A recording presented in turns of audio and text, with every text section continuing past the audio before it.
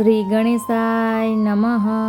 આ વિડીયોમાં આપણે એ જોવાનું છે કે માતા પાર્વતી સિવાય ગણેશજીના બીજા માતા કોણ હતા। તેમનો ઉલ્લેખ મત્સ્ય પુરાણમાં જોવામાં આવે છે। ગણેશજીને લંબોદર પણ કહેવામાં આવે છે। ગણેશજીને દ્વેમાતુર પણ કહેવામાં આવે છે અને દ્વેમાતુરનો અર્થ એ થાય છે કે બે માતાઓ વાળા।